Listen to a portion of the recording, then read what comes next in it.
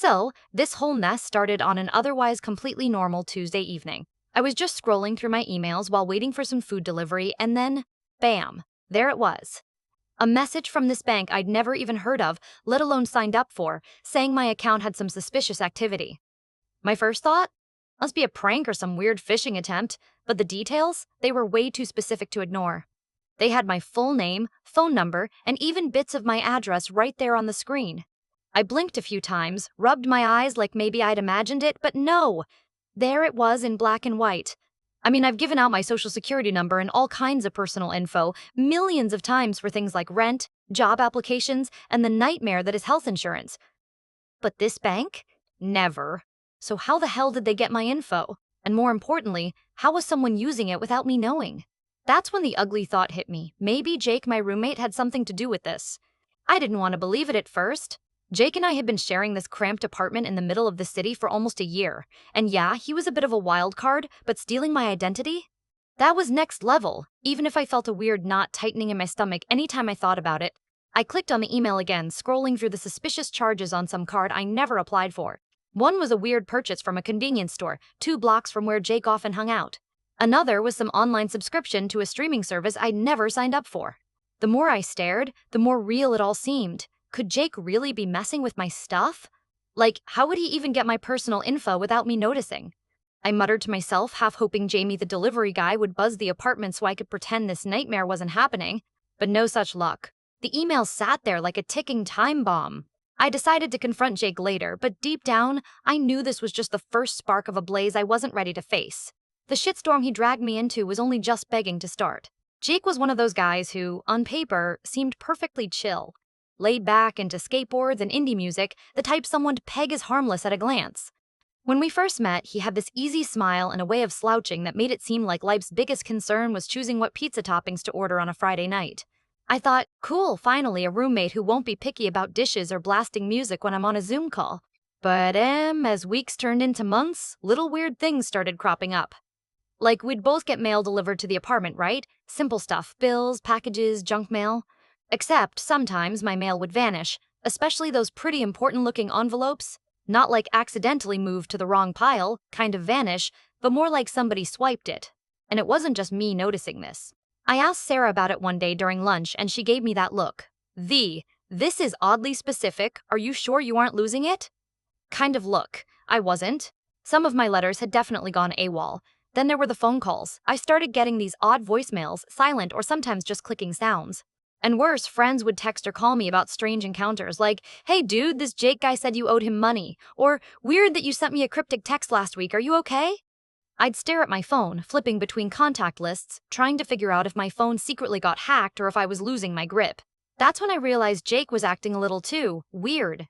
It wasn't just the missing mail or awkward run-ins, it was the way he dodged questions like a pro. When I casually brought up the letters, he'd shrug, say, must have gotten lost or something, man. When I asked if he'd been borrowing my phone or laptop, he'd flash that grin and say, dude, you seriously paranoid. But I wasn't. Not this time. Now, you have to understand, personal identity isn't just some abstract thing on paper. It's tied to credit scores, bank accounts, reputations, job applications. I mean, screw up my identity and suddenly I'm locked out of renting a new apartment, or worse, job recruiters start passing me over because someone else's shady behavior is linked to my name. So, the stakes felt huge. And with Jake's odd behavior mounting, I couldn't just ignore it. I also had Sarah in my corner, thankfully. She's the kind of best friend who'd call you out when you're being a little dense, but also jump on a fight with you when you're genuinely in trouble. I told her about the emails and missing mail, and her eyes narrowed. Dude, this sounds serious. Like, lawyer or police level serious. She made me promise to be careful, but also urged me to get ahead of it before it turned into a circus. Then there was Mr. Baker, the landlord. I think I only ever saw him twice in the whole year Jake and I lived here. A guy who looked like he was always a little annoyed at something, probably life itself. When I asked Mr. Baker about security cameras or if he'd ever caught anyone sneaking around, he just waved me off with a grunt. This place isn't a fortress. People lose stuff all the time. Thanks, mister. Baker, very helpful.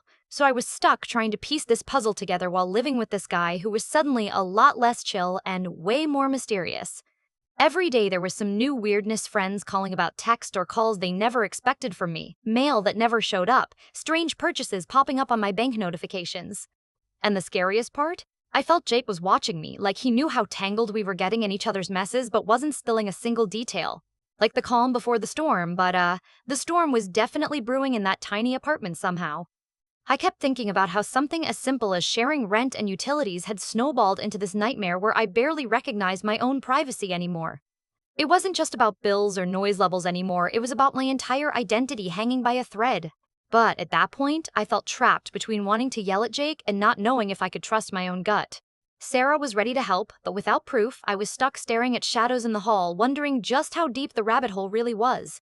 Each day, the cracks in what felt like a solid friendship grew wider, and honestly, I wasn't sure if they'd ever mend.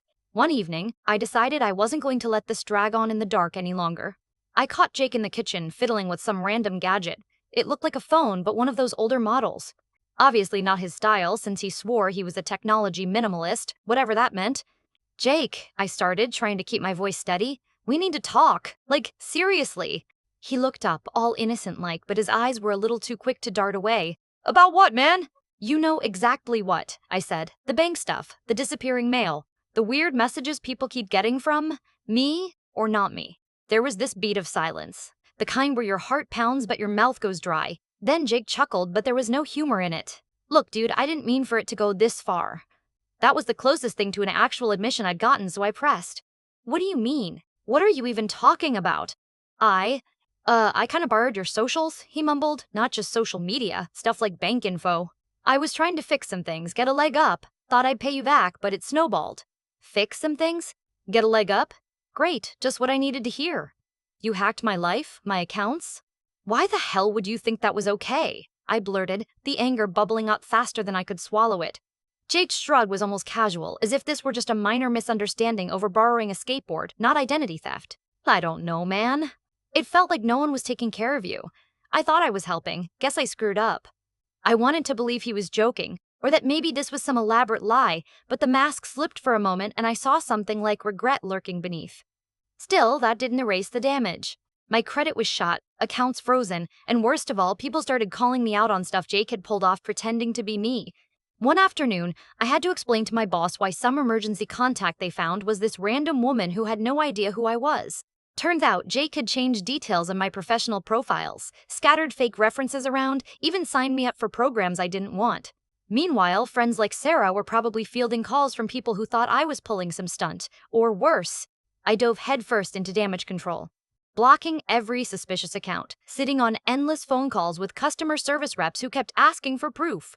Proof I didn't have until I tracked how someone had really used my ID online. Changing passwords felt like a band-aid on a bullet wound. And then there were the conversations, awkward, tense talks with people Jake had dragged into this mess. I remember one guy, Mike, who was practically ready to throw punches because Jake borrowed my credit card details to cover a gambling debt. Mike wasn't happy hearing, that wasn't me, it was Jake. Lucky Mike backed off after some explaining, but every confrontation chipped away at my patience more. Meanwhile, Jake, he wouldn't back down, wouldn't fully fess up. If I called him out, he'd deflect, make jokes that weren't funny. Relax, man, I'm not the enemy here. Except he kind of was. And then, just when I thought I'd reached some twisted stalemate, Jake vanished. Like one day, gone without a trace. No note, no word. Just the ghost of a bad decision lingering in the cluttered apartment. I mean, doors locked from the inside, phone disconnected, even his skateboard left leaning by the wall like he might buzz back any moment. I was left standing there with a pile of confusion and all the burning questions. What was he really after? Did he even care about what he'd done? Or was he just running away from the mess he made? Sarah tried to keep me grounded. You'll get through this, she said. But honestly, I felt like I'd been tossed into a reality show where the script was still being written and I had no stage directions. The apartment felt emptier than ever, and every time my phone buzzed with another unfamiliar charge or a message from a stranger, I flinched. Jade's shadow was still hanging over everything, and I had no idea if or when it would finally disappear. It took what felt like forever, but slowly, with a lot of late nights, some caffeine-fueled Googling, and Sarah's relentless support, I managed to claw my way back from the chaos Jake left behind. She was like my personal detective/cheerleader combo, sending me message after message, reminding me to breathe, to keep logs of calls, and actually to file reports, even if I dreaded the paperwork nightmare. First, we dug into the banks and credit bureaus, pulling credit reports, flagging fraudulent accounts, and setting up fraud alerts. It was a mess of PIN resets, security questions, and claim disputes. I'll be honest, I'm still not sure I fully understand half the terms they threw at me, but Sarah made a spreadsheet to track everything, color-coded and all. She's the organized one, always has been. Meanwhile, I had to face the people Jake had conned into thinking I was some kind of slippery character. That meant awkward phone calls apologizing to friends, coworkers, even a couple of strangers who'd received weird messages from my number. One night, I texted Sarah, "Never thought I'd have to explain myself to so many random people." Her reply, "Welcome to adulting's dark side." As the weeks went on, the weight eased a bit. My credit score nudged upwards, the suspicious accounts closed, and the messages from strangers dwindled. The apartment settled too, but not with the same easy vibe it had before Jake disappeared. Instead, it felt quieter, but in a hollow, uneasy way, like the place knew something had broken and hadn't quite healed. I couldn't just brush everything off like it was a bad episode from a TV show. This wasn't just a theft of numbers and passwords. It was a theft of trust, boundaries, and the small everyday rhythms of life that suddenly didn't feel safe. Sharing a home with someone wasn't just about splitting rent or the Wi-Fi bill. It was about sharing space, respect, and, in some way, identities.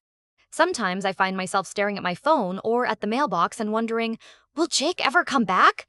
Did he just run because he got scared, or was there something else driving him that I'll never fully understand? There's this gray fog hanging over the whole situation. One minute, I'm relieved that the worst is behind me. The next, I catch myself imagining Jake lurking somewhere out there, still piggybacking on my life in ways I haven't discovered yet. It's weird because, in the end, I don't think I ever really knew Jake. Not the real him, anyway. Maybe the guy who smiled too easily, who joked when things got tense, who promised he had it all under control, that wasn't the whole story. And maybe he wasn't just some villain either, just a messed up friend who crossed the line in the worst possible way. So here I am, managing the mess, picking up the pieces of who I thought I was and who Jake wanted me to be. I'd say I'm cautious now, maybe a little paranoid with my passwords and who I let into my life. But mostly, I'm learning that sometimes the hardest part isn't fixing what's broken. It's learning how to trust again when the person you trusted most turned into a stranger overnight. And yeah, I still wonder if this story's done. If there's a next chapter where Jake shows up with some crazy explanation or even an apology, I'm not sure I'd be ready to hear. Or if this is just one of those messy stories that stays with you, shaping how you lock your digital doors and peek warily around the corners of friendship. I guess only time will tell.